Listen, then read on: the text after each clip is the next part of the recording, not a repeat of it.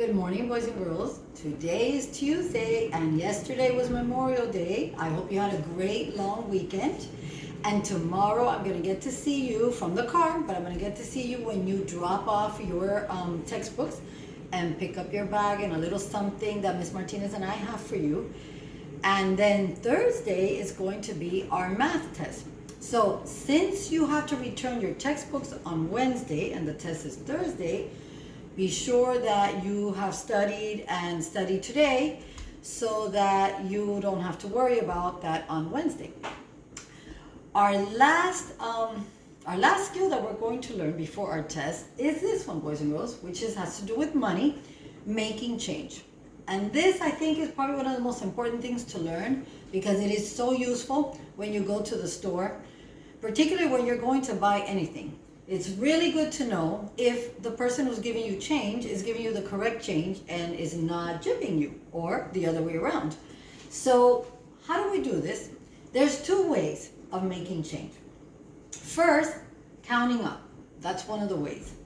That's probably the hardest way at first, but it really helps because it requires you to do it mentally. And so when you're in a store, you can quickly add up to see if you're getting the right change or if you have enough money to buy whatever it is you want to buy.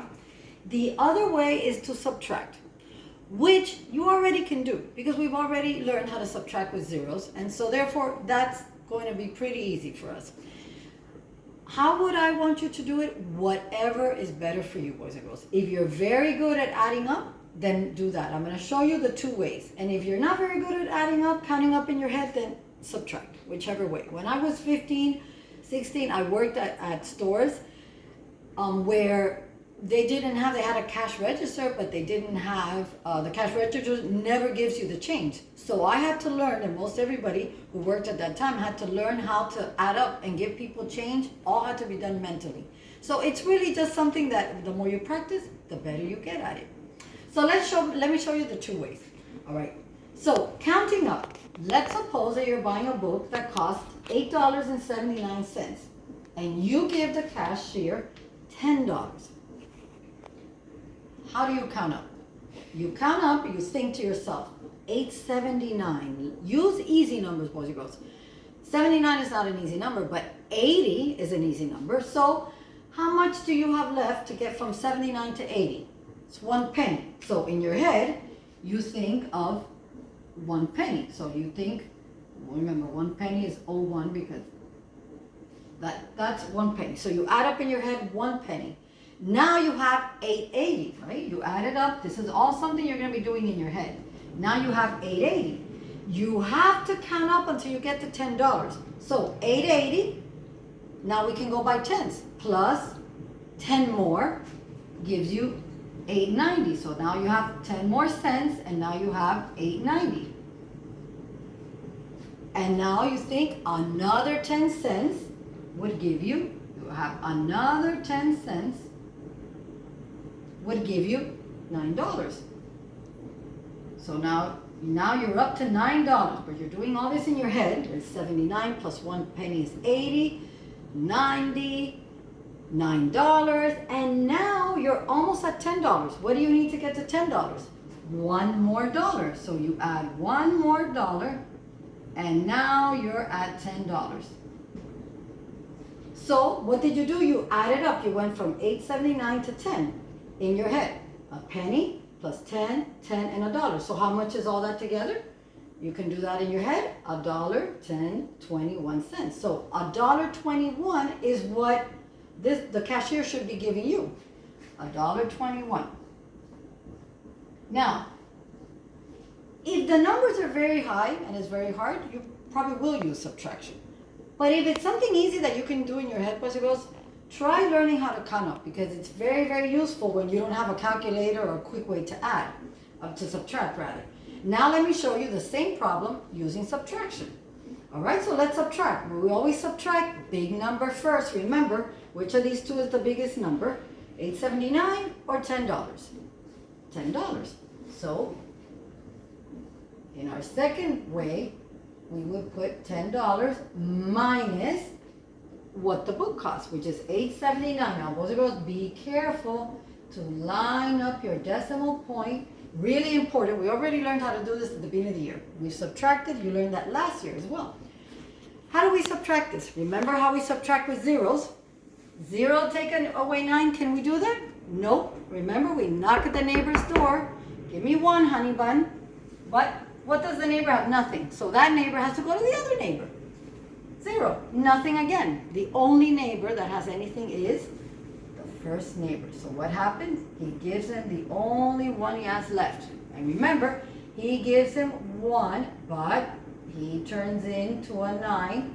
He gives him 1, turns into a 9, and only the last guy gets a 10. Remember, when you have to borrow across, all the middle zeros become 9. We already learned all this. This is just review.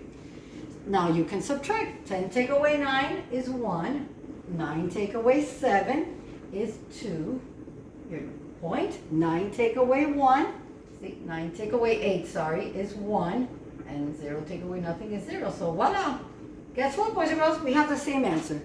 Counting up or subtracting. So it's up to you. If you can count up, or if you have easy ones that you can do it. Count up. If you can't, then you subtract. It doesn't matter to me which way you do, boys and girls. Whatever is better for you. But I want to show you the 2 ways, because counting up has a lot of value when you're not able to subtract. And it's actually not that much harder than subtracting. So let's do 1. We're going to be working on, today we're going to work on page 51. We're going to do numbers 2 through 9. So let's do number 2. And we're going to try to do it both ways so we can practice. Let me just erase a little bit because we have, let's just erase this. So we can do number 2.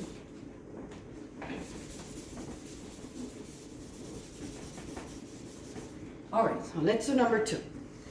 Here we go. It says, Robin buys a pen for $1.49. So now we know the pen is going to be $1.49. That's number 2. And she gives the cashier $2. Okay, so a pen. This is the pen, $1.49. And she gives the cashier $2. That's what she gives the cashier. All right, we're supposed to figure out which is the change, and then we can decide the coins. This one's pretty easy to do in your head, I think. You can definitely count up here, but let's do it both ways. If you count up, remember, what would you do? $1.49, that's hard to work with. So think, let's use an easy number. $1.50 is an easy number. So from $1.49 to $1.50, what do we have? 1 penny. So here we go again with the 1 penny. Now we have $1.50. Now from $1.50 to $2, most everybody can figure that out. It's another 50 cents. From $1.50 to $2 is 50 cents. And we're done. This was an easy one. A penny and 50 cents equals 51 cents. That was pretty easy. And if you can't go straight from $1.50 to 2, count by tens. $1.50, $1.60, $1.70, $1.80, $1.90, $2. So you can count by 10. So if you can do a quick one from 150 to 2 is 50, or you do by tens. Either way, you can get 51 cents. Now let's try it with subtraction. If you have a hard time adding up, then, or rather counting up, and we'll subtract. Here we go. Big number always first, but it goes when you subtract, always the higher number first. Do not subtract this way. That will not work out. You will get the answer wrong. It's impossible. You have to subtract the bigger amount from the small amount. So the amount you give the cashier minus what you bought. 0 take away 9. Can we do that? Nope. So knock at the neighbor's door. Remember, give me 1, honey bun. He has nothing. So the only neighbor that has anything is number 2. So he gives him 1. Now 2 becomes a 1. Remember, he gives him 1, but he still has to give the other neighbor 1. And now we subtract. Remember, whenever you have to borrow all the way to the end, the middle zeros become a 9. 10 take away 9 is 1. 9 take away 4 is 5. And voila, same answer. 51 cents, 51 cents. So, you see, boys and girls? Either way you can do it. Whatever works for you, whatever's easy. Practice some of this when they're easy. And then 51 cents, look at A and B. Which of those two amounts show 51 cents? A has a penny, 2 dimes, and a quarter. And B has 2 quarters and a penny. B, correct, because we already memorized 1 quarter is 25 cents, 2 quarters is 50 cents, plus a penny, 51 cents. So you see, boys and girls, with this that we just learned now, that we're going to practice today and tomorrow, we have finished with measurement part 2, boys and girls. We are now finished with all of measurement. So tomorrow we're going to practice a little more, work on this today. Let's see how we do. We'll practice tomorrow as well, and then we're going to take our test on Thursday. All right, boys and girls, have a great Tuesday, and I will see you tomorrow when you come by with your car and beep. Make sure you stick your head out the window so I can say hi. Bye, boys and girls. Have a good day.